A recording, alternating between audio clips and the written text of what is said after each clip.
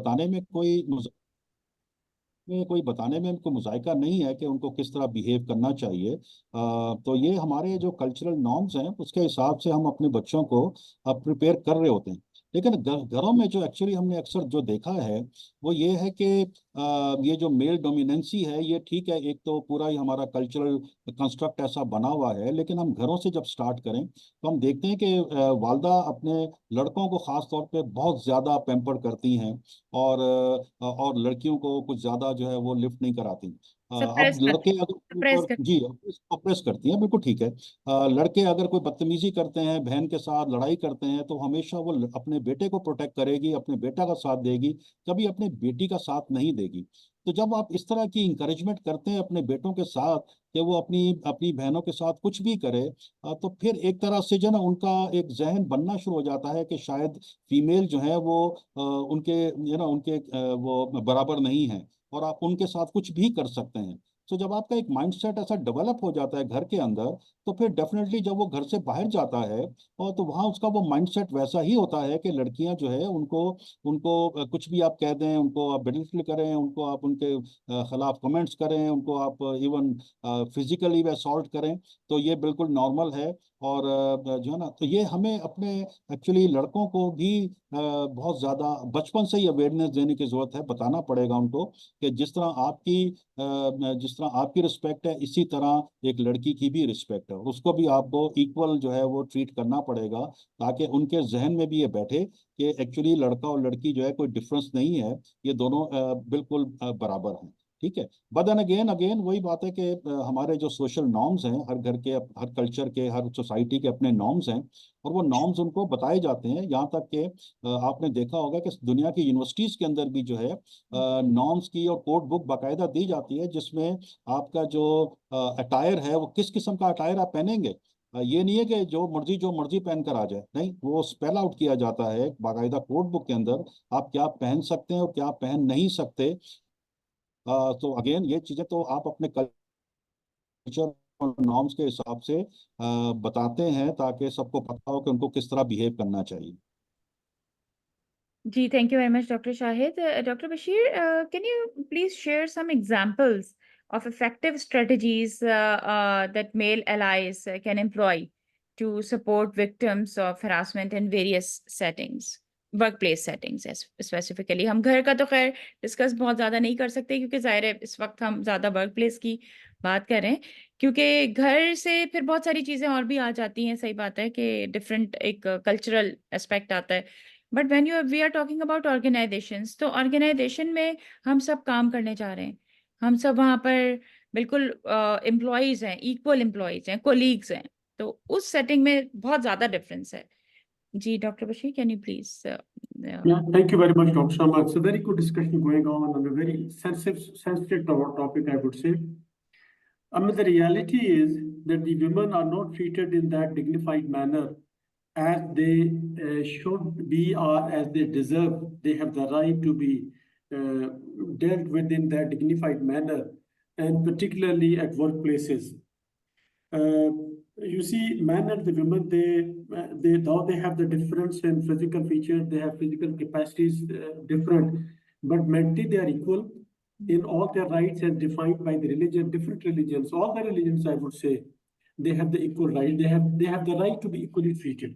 The question is that, sorry, now how it is to be done?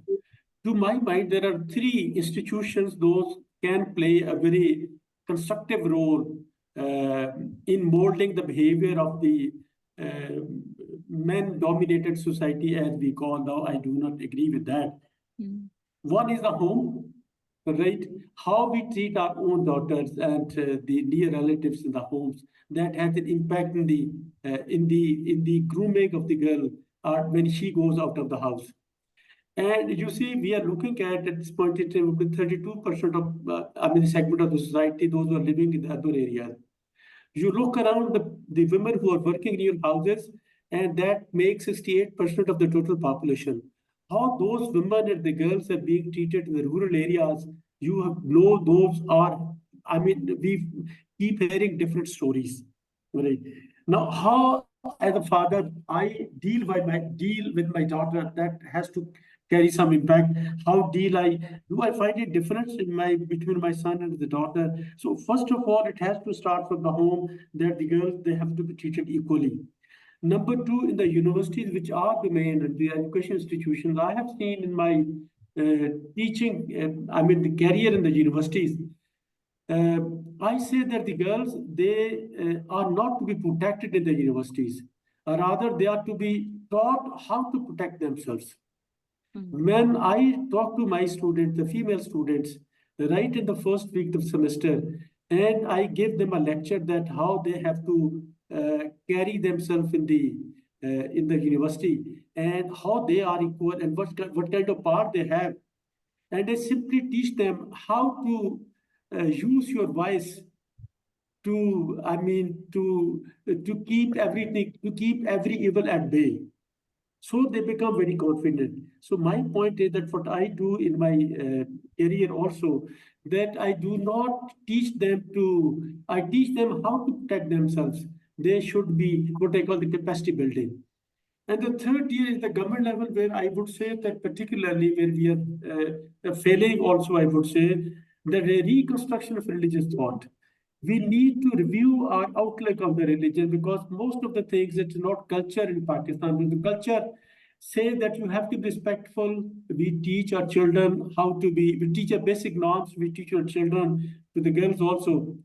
But the problem is that we misinterpret the religion. We have a different conceptions about the religion, the rights of the women, and how we have to treat with them, how they have to be put in the houses, and how they have to be treated like that.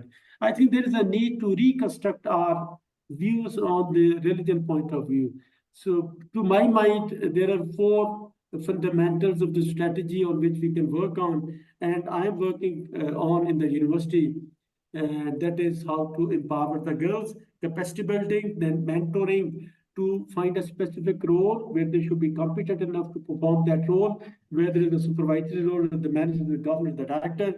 Then the education and awareness, if they have the knowledge, they will dominate.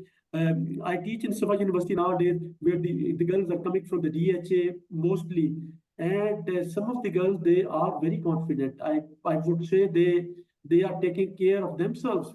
They have that kind of capacity also to carry themselves with dignity. They do not need any protection in the university. And then convergence, which I teach to my students. So let's not go for the confrontation, go for the mutual convergence and coexistence.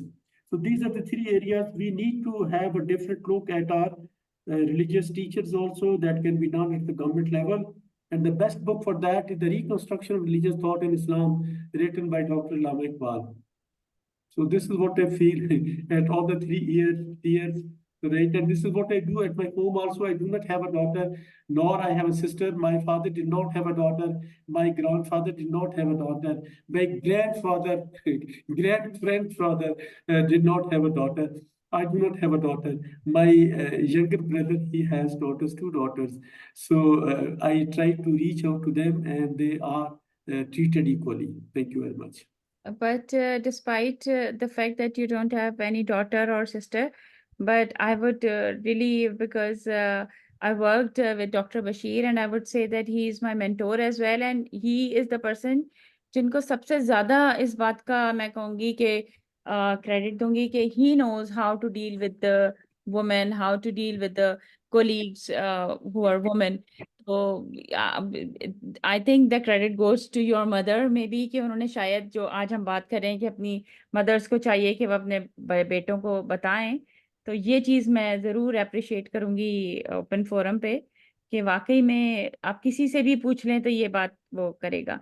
जबकि बहुत सारे ऐसे लोग होते हैं जिनकी बेटियां भी होती हैं और बहनें भी होती हैं, उसके बावजूद भी जिस वक्त वो वर्क प्लेस पे होते हैं तो वो शायद भूल जाते हैं कि शायद उनकी अपनी भी बेटियां और बहनें हैं। बट इसके लिए ज़रूरी नहीं है कि बेटियां और बहनें हों, इसके लिए ज़रूरी है कि एक इंसान इंसान हो, मेरे ख्याल में तो ये इस बात की जो है वो आई थिंक प्रूफ है। जी डॉक्टर शाहिद, एक क्वेश्चन आपसे, that In what ways male allies can systematically change the organizations to address this harassment issue? क्या हम मतलब स्ट्रेटजीज पे हम अब आते हैं, फिर उसके बाद डॉक्टर दश्ती साहब से भी स्ट्रेटजीज की बात करते हैं कि क्या हमें करना चाहिए एक्चुअली। डॉक्टर बशीर ने कुछ स्ट्रेटजीज बताई हैं 3। या मुझसे पूछ रही हैं? जी जी जी doctor Shahid. Okay okay, thank you for that. एक तो सबसे पहले तो हमें खुद अवेयर होना चाहिए, जैसे फिर हमने यही बात की, डॉक्टर साहब ने भी की, कि जो अवेयरनेस है वो तो घर से स्टार्ट होती है, और घर के माहौल से देन यू लर्न कि आपने किस तरह जो है वो बिहेव करना है।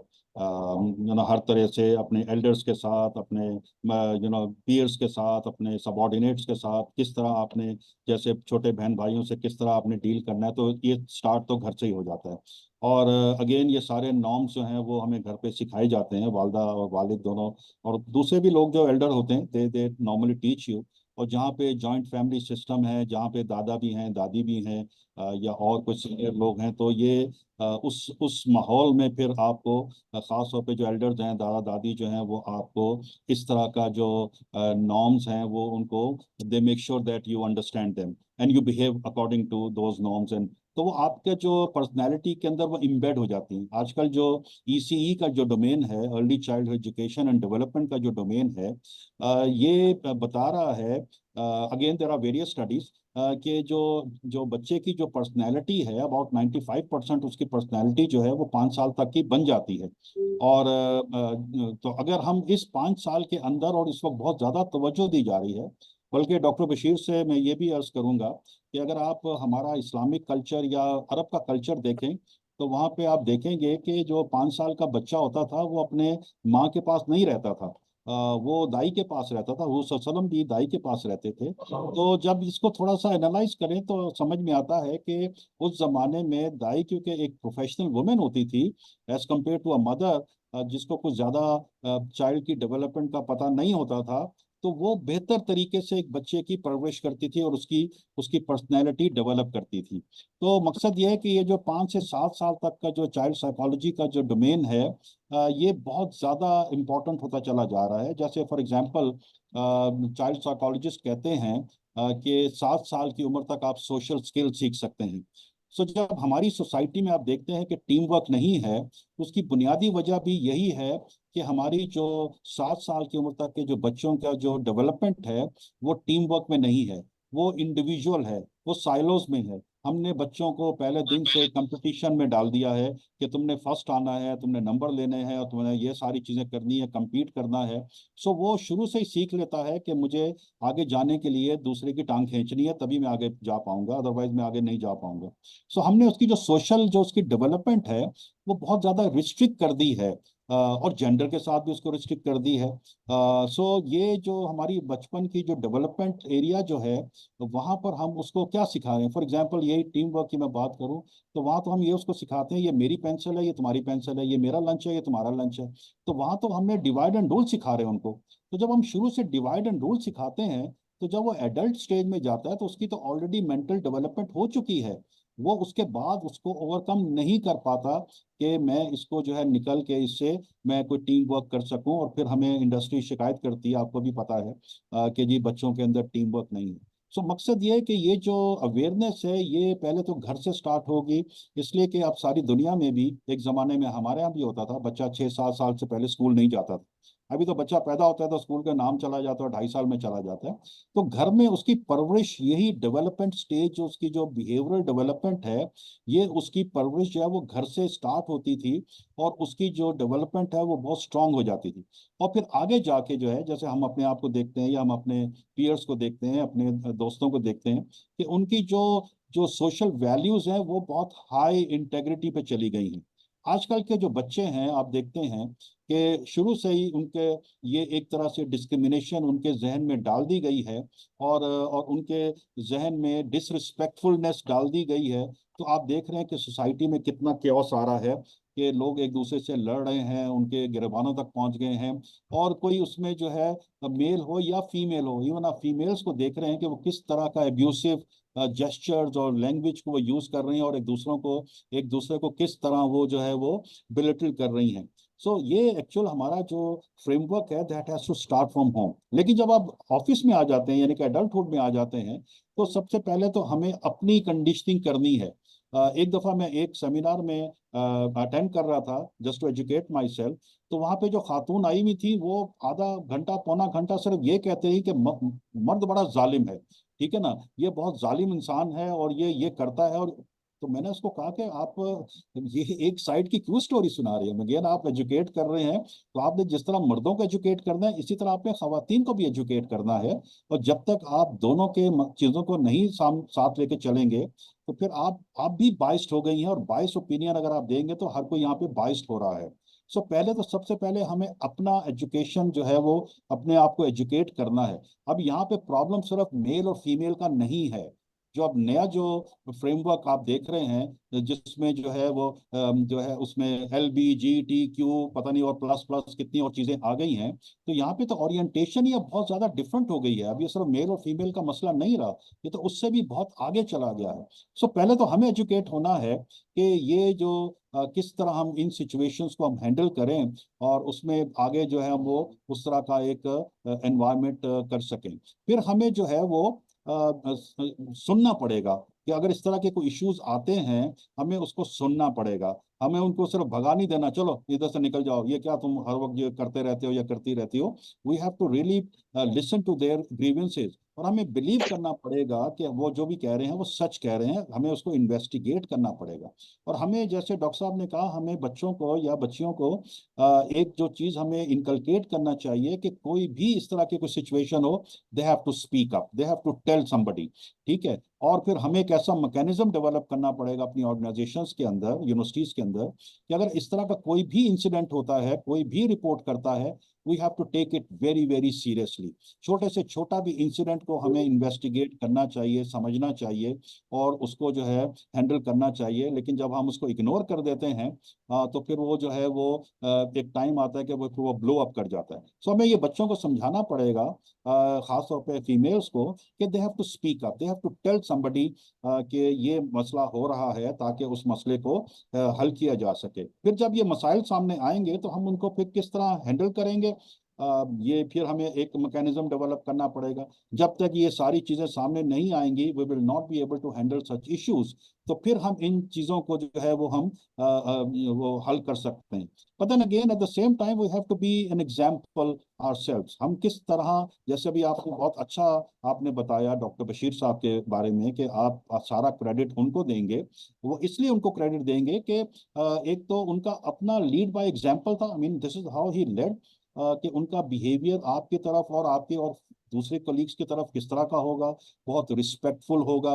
अगर आपने उनसे कुछ डिस्कस करना है तो वो आपको सुनेंगे, और अगर आपकी कोई प्रॉब्लम है उन प्रॉब्लम को सपोर्ट करेंगे, उनको प्रॉब्लम को सॉल्व करने की कोशिश करेंगे। तो एक्चुअली हमें जो हमारे जो रोल मॉडल्स हैं, रोल मॉडल्स को एक लीड बाय एग्जांपल होना पड़ेगा। लेकिन अनफॉर्चुनेटली हमारी सोसाइटी में जो हमारे रोल मॉडल्स हैं वो इतने पथेटिक हैं कि रोजाना उनके आप जो है ना वो चीजें देख रहे होते हैं कि वो किस तरह बिहेव कर रहे होते हैं लोगों के साथ। तो जो उनके जो फॉलोअर्स होते हैं वो तो उनको फॉलो करेंगे। तो जब हमारे लीडर जिस तरह बिहेव करेंगे तो डेफिनेटली उसके उनके फॉलोअर्स जो हैं वो उसी तरह उनको फॉलो करेंगे जिस तरह के उनके लीडर्स अपना एक बिहेवियर एग्जिबिट कर रहे हैं। फिर जो अगर इस तरह के अगर कोई आते हैं, इस तरह के जो विक्टिम्स अगर आते हैं, we have to support those victims rather than blaming them कि तुम क्यों ऐसा तुम करती हो, या तुम क्यों ऐसे कपड़े पहनती हो, या तुम क्यों इस तरह चलती हो, या तुम क्यों इस तरह हंसती हो, या तुम क्यों इस तरह बातें करती हो। ये अब चीजें खत्म हो गई हैं, ठीक है ना। उनका भी उतना ही राइट है ये सब कुछ करने का जितना कि एक मर्द के पास राइट है कि वो भी खुश हो, वो भी हंसे, वो भी सब कुछ करे, इंजॉय करे लाइफ को। उनके पास भी उतना ही राइट है, रादर देन कि हम उनको ब्लेम करें पेटी इश्यूज के ऊपर कि वो इस तरह की जो चीजों को जो है वो वो उसके साथ वो करे। ठीक है, so we have to support them. और हमें अपने जो सोशल टैबूज, अभी डॉक्टर असगर साहब ने बड़ी अच्छी बात की कि हमारे कुछ ऐसे टैबूज बन गए हैं जिसको हम हाथ लगाने के लिए भी तैयार नहीं है। तो So we have to challenge these taboos. खास तौर पे यूनिवर्सिटी लेवल्स में जहाँ पे पढ़े लिखे समझदार लोग हैं, ना सिर्फ के प्रोफेसर लर्नर प्रोफेसर हैं, बल्कि इवन वहाँ पे जो बच्चे आके जो पढ़ भी रहे हैं वो भी सब पढ़े लिखे बच्चे हैं, समझदार बच्चे हैं, तभी तो वो यूनिवर्सिटियों में आए हैं।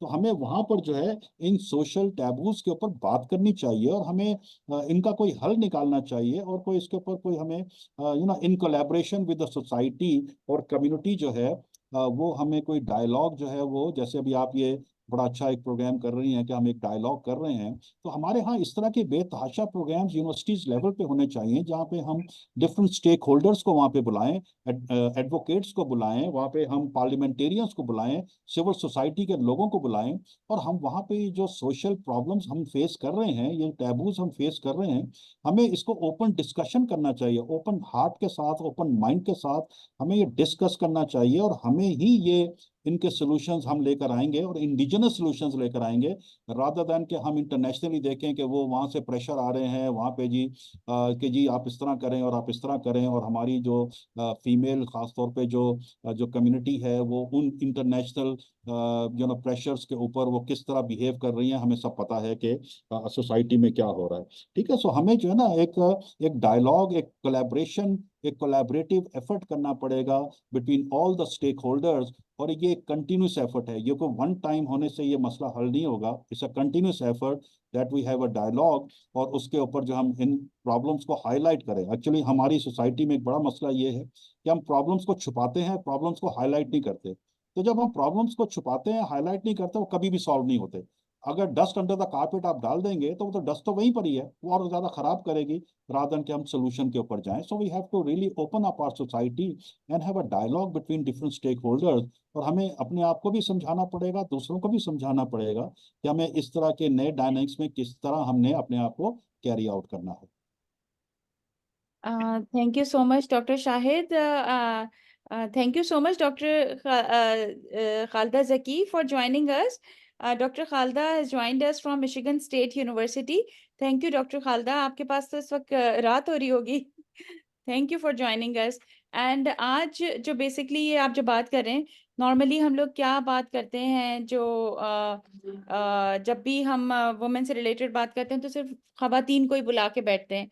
तो कुछ मैंने सेशंस इस तरह के किए जब से ये वुमेन्स डे के एक सेलिब्रेशन की सीरीज में, तो ये बात अंडर डिस्कशन काफी मर्तबा आई कि मेल्स को भी इसमें, तो बात बिल्कुल ठीक है कि इसीलिए ये सेशन मैंने होल्ड भी किया कि क्या पॉइंट ऑफ व्यू है, मतलब हम कोई एक दूसरे के जो है वो कन्फ्रंटेशन के लिए नहीं आए, या हम कोई किसी मैदान जंग में नहीं है जो हम एक दूसरे से लड़ने आए हैं। ऑफ कोर्स किस तरीके से इसको मिलकर एक इशू को जो है वो खत्म किया जा सकता है, तभी वही एक इसका सोल्यूशन होगा। अदरवाइज तो ऑब्वियसली सिर्फ ये डिस्कशन नहीं होते रहेंगे कि इस तरह हो रहा है या उस तरह नहीं करो, या मेल बुरे हैं या फीमेल्स बुरी हैं। बुरा ऑब्वियसली कोई भी नहीं है, सिर्फ बात ये है कि जो है वो हम मिलकर बात नहीं करते, और लोग पूरी दुनिया में डाइवर्सिटी की बात कर रहे हैं और हम अभी सिर्फ जेंडर डाइवर्सिटी, आपकी बात बिल्कुल ठीक है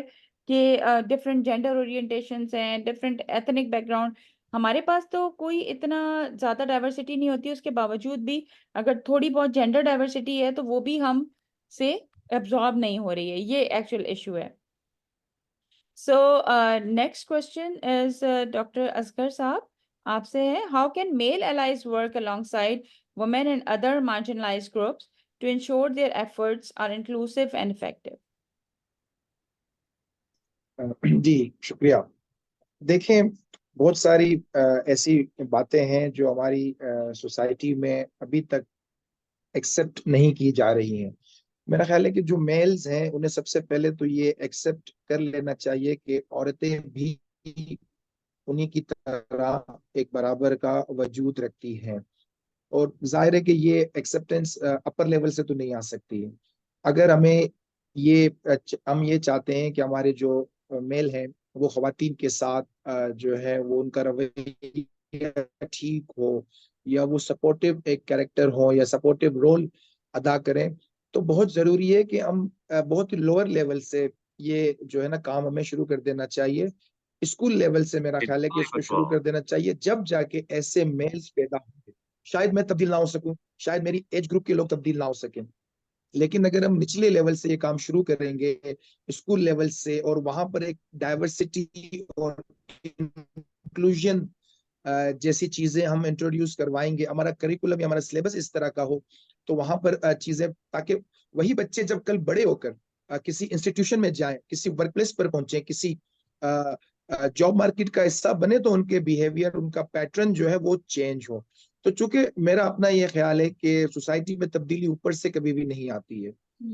रिफॉर्म्स हम ऊपर से सेट करना चाहते हैं, उन्हें इम्प्लीमेंट करना चाहते हैं, तो ऐसा होता नहीं है जब तक कि हम सोसाइटी को नीचे से तब्दील करने की कोशिश ना करें। और फिर देखें, रिफॉर्म्स अपनी जगह, अवेयरनेस सेशंस अपनी जगह, लेक्चर्स अपनी जगह, सेमिनार्स अपनी जगह, लेकिन एक इंसान जिन सियासी, समाजी, माशी हालात में रहता है, वो जिन मटेरियल कंडीशंस में रहता है, उसका जो भी सोशियो इकोनॉमिक इर्द गिर्द उसके हालात होते हैं, वो उसी तरह से डेवलप होता है, उसी तरह से उसकी अपब्रिंगिंग होती है, और उसी तरह से वो सोचता है, समझता है और अपना वर्ल्ड व्यू रखता है। तो चूंकि मैंने पहले अर्ज किया कि हमारे यहाँ सोशल बैकवर्डनेस बहुत ज्यादा है, बहुत ही ज्यादा है। पाकिस्तान भर की यूनिवर्सिटीज में अभी तक भी सिर्फ 1% पॉपुलेशन जो है वो एजुकेशन हासिल करने आती है, यानी कि एक ऐसी कंट्री में जहां 99% लोग, आबादी का हिस्सा यूनिवर्सिटी की शक्ल ही ना देख पाता हो। तो ये मसाइल हैं हमारे पास। एजुकेशन उस तरह से नहीं है, लोगों की इकोनॉमिक कंडीशन जिस तरह से है, फ्यूडल सेटअप भी यहाँ पर है, एक एग्रेरियन सोसाइटी के अपने तोहमात, उनके वाहिमे, उनके अपने स्टेरियोटाइप्स हैं। तो इन सब चीजों को ठीक होने की जरूरत है, और जब जाके एक आदमी, एक मर्द, एक मेल जो है वो फिर एक फीमेल को सपोर्ट कर सकता है। तो चूंकि ख्यालात जो हैं ये इनिशियल स्टेज पर, यानी कि इनिशियल जो एज होती है किसी बच्चे की, ये वहीं से डेवलप होते हैं। जो कुछ उन्हें फीड किया जाता है, या जो कुछ उनके इर्द गिर्द हो रहा होता है, जो कुछ वो अपने ऑब्जर्वेशन में देखते हैं, तो इसलिए इंस्टीट्यूशनल लेवल पर तो ये जरा मुश्किल है कि हमारे मर्द उस तरह का रोल अदा नहीं कर रहे हैं। खवातीन अपनी तहरीक आगे लेकर बढ़ रही हैं, बहुत सारे मर्द उनके साथ भी हैं, लेकिन अगर रेस्ट ऑफ द सोसाइटी को देखा जाए तो उनका रोल कोई बहुत ज्यादा सपोर्टिव नहीं है। कुछ एग्जांपल्स हैं, कुछ चीजें हैं जो हम शेयर कर सकते हैं, बोल सकते हैं, लेकिन उसका इम्पैक्ट लेवल पर कितना है, या वो अब देखें ना, पाकिस्तान भर की यूनिवर्सिटीज में कोई 200 के करीब यूनिवर्सिटीज हैं, कितनी फीमेल वाइस चांसलर्स हैं? बमुश्किल 8-10 पूरे पाकिस्तान में। तो आप देखें कि जो बड़े बड़े जो ओहदे हैं, अभी तक जैसा कि मैंने अर्ज किया कि मेल डोमिनेटेड सोसाइटी है, तो एडमिनिस्ट्रेटिव लेवल पर भी अभी तक मर्दों का ही कब्जा है। आप लिस्टें निकाल के देख ले, तमाम तर इदारों के सरबराहान की आप लिस्टें चेक कर ले, तो आपको लगेगा कि अभी तक भी एक डोमिनेशन है मर्दों की। तो ये सब चीजें हैं। इवन तो इवन देखिए, वुमेन यूनिवर्सिटीज स्ट्रेटजी, में भी जो है वो मेल्स मेल वाइस चांसलर्स हैं, vice male chancellors, dean even है, बिल्कुल ऐसा है, डीन। बिल्कुल, बिल्कुल ठीक बात है। बहुत ज्यादा है। तो आप पूरी लिस्टें निकाल ले तो आपको आइडिया हो जाएगा। असल में सोच ये है, मैं खुद सर्च कमेटी का मेंबर रहा हूं, भाई हमें मर्द वीसी चाहिए, क्योंकि कहीं ना कहीं उन फैसला साजों को, उन डिसीजन मेकर्स को ये लगता है कि औरतें इतनी कॉम्पिटेंट नहीं है, या औरतें सेंटिमेंटल है। ये सब स्टेरियोटाइप्स है, ये अभी तक उनसे अपनी जान नहीं छुड़ा सके, क्योंकि हम फिजिकली 21st सेंचुरी में रहते हैं, आइडियोलॉजिकली, मेंटली हम 18th सेंचुरी में रह रहे हैं। हमारे ख्यालात, हमारे तस्वुरात अभी तक 18वीं सदी के हैं।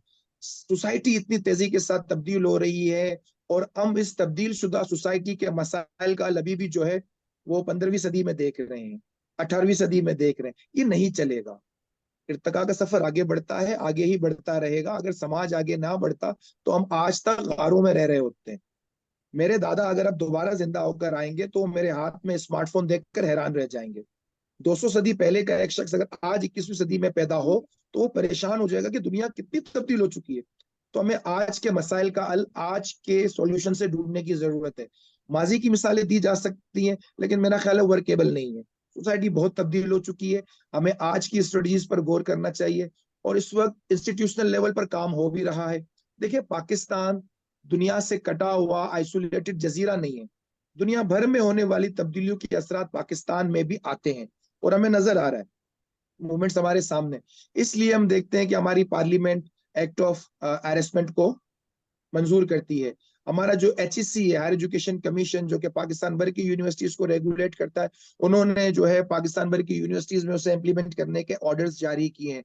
इवन के इस वक्त UNDP और UN विमेन HSC के साथ मिलकर बहुत सारे जो है वो अवेयरनेस सेशन कर रही है, पॉलिसी ब्रीफ्स दे रही है, और इन्होंने मिलकर जो नेशनल एकेडमी है हायर एजुकेशन कमीशन की, UN विमेन के साथ मिलकर ये कोर्सेज भी इन्होंने जो है इंट्रोड्यूस किए हैं, आप उसमें रजिस्टर्ड हो सकते हैं।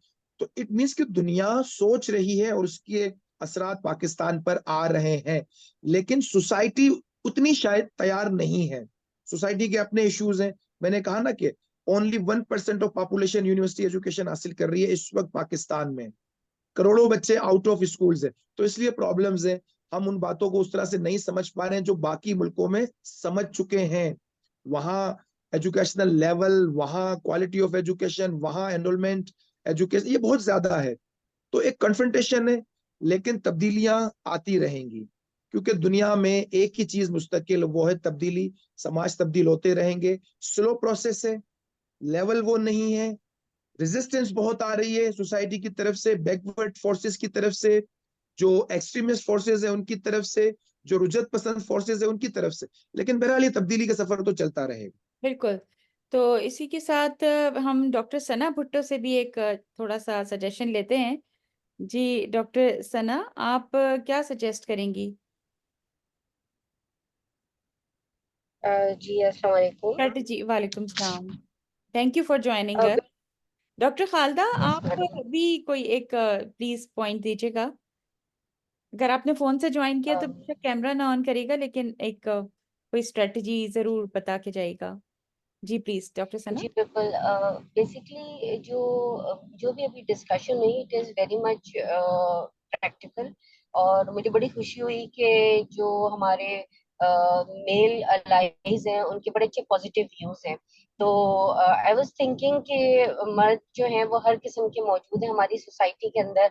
आई होप जो आज पैनल बैठा है इस तरह के सारे होते तो बहुत अच्छा होता, बिकॉज के एजुकेशन और व्यू पॉइंट्स एंड इस्लाम, ये सारी चीजें हर किसी को नहीं समझ आती हैं, और वो फिर उसका बिहेवियर भी वैसा ही लोग शो कर रहे होते हैं। तो आई थिंक जो इस्लामिक पॉइंट ऑफ व्यू है अगर वही अंडरस्टैंड कर लिया जाए, बिकॉज ये बहुत अच्छी बात कही कि मेल एंड फीमेल्स जो हैं वो दोनों जो है इस दुनिया में एग्जिस्ट करते हैं, को एग्जिस्ट करते हैं। तो आई सजेस्ट कि इस्लामिक पॉइंट ऑफ व्यू जो है वो मर्द हजरात समझें और उसको बड़ा पॉजिटिवली इम्प्लीमेंट करें, जिस तरह हमारे यहाँ इस्लाम में वैसा नहीं होना चाहिए। बिल्कुल। जी डॉक्टर खालदा, कोई स्ट्रेटजी आप शेयर करेंगी? डॉक्टर खालदा जकी। डॉक्टर खालदा ने मैसेज किया है। चले, आई थिंक वो भी इस वक्त उनकी रात हो रही होगी, and I am extremely thankful to you doctor Khalda that you are joined, and she is so happy कि आज हमने इस टॉपिक से रिलेटेड मेल एलाइज के साथ भी एक सेशन किया। Yes please doctor. जी साइमा, डॉक्टर साइमा, जी मैम। अस्सलाम वालेकुम। वालेकुम सलाम मैम। खालिदा जकी हेयर। जी मैम। जी मेरी इस वक्त सुबह सुबह हो रही है, तो मैंने आपका अभी मैसेज देखा। I am very happy to see, and I am happy that I was able to join some of the conversation. तो बहुत इम्प्रेसिव पॉइंट्स दिए हैं आपके पैनलिस्ट ने। I congratulate everyone. What I see is that people with these kinds of opinions, if they come forward और हर forum पे बात करें, within university settings, outside the university, तो इस तरह से जैसे जैसे बात ब्रॉडर सोसाइटी में बढ़ेगी तो आपको सपोर्ट और कोलैबोरेशन बहुत मिलती है। तो फिर आप ऐसी पॉलिसीज बना सकते हैं कि जब कभी इस तरह के वाकयात होते हैं आप उसको फिर पॉलिसीज की बेस पे लोगों को अकाउंटेबल कर सकती हैं। तो जब एक सेक्शन बात करेगा तो जो लोग क्वाइट हैं बट दे क्वाइटली इन मतलब अपनी खामोशी में ही वो इसको अपोज तो कर रहे हैं और अंडरस्टैंड कर रहे हैं, मगर वो सोसाइटी का जो एक माहौल ऐसा है कि थोड़ा फियर फैक्टर्स बहुत हैं वहां पे, उनकी वजह से वो ओपनली बोल भी नहीं पाते हैं। मगर जब वो देखेंगे कि दूसरे लोग इतने अ, पढ़े लिखे एजुकेटेड लोग और अंडरस्टैंडिंग रखने वाले लोग फ्रॉम डिफरेंट वेन्यूज इसमें पार्टिसिपेट कर रहे हैं, तो दूसरे भी एनकरेज होते हैं कि इसमें हम पार्टिसिपेट करें और सपोर्ट करें। बिल्कुल। तो कोलैबोरेशंस और ब्रॉडर अवेयरनेस डेवलप करने से आपकी आगे सक्सेसफुल पॉलिसी इम्प्लीमेंटेशन की तवक्को ज्यादा बढ़ जाती है। तो थैंक यू, मैंने जरा लंबा पॉइंट दे दिया, तो I am really enjoying the session. तो भी थैंक यू सो के मैम, आई उठ शेयर रही द लिंक विद यू। शुरू में बहुत अच्छा डॉक्टर बशीर ने कुरान पाक के साथ लिंक करके कि इस्लाम का जो एक मिसकंसेप्शन है कि इस्लाम में शायद ये इस तरह से है कि खवातीन को नहीं वो करना चाहिए, तो इस्लाम ने किस तरीके से इक्वालिटी का तस्वुर दिया मर्द और औरत की, वहां से स्टार्ट किया था। बड़ा इंटरेस्टिंग डिस्कशन था। So I will share it with you and thank you जी। Very much all the panelist. जी जी ma'am. Thank you so much and I am happy कि I was able to join. मैंने थोड़ा सा उनका वो सेक्शन हिस्सा सुना है, but I missed most of it. In an Islamic society in a Muslim majority country, तो वहाँ पे आप जो भी फिलोसफी या थ्योरी थ्रू रिलीजन और इन अदर वे जो भी काम करती है थ्योरी, उसी के थ्रू आप उसको प्रमोट करें, मल्टी डायमेंशनल अप्रोच रखें इसको एड्रेस करने में। जी मैम जी। So thank you. I'm extremely thankful to all of you for joining me today.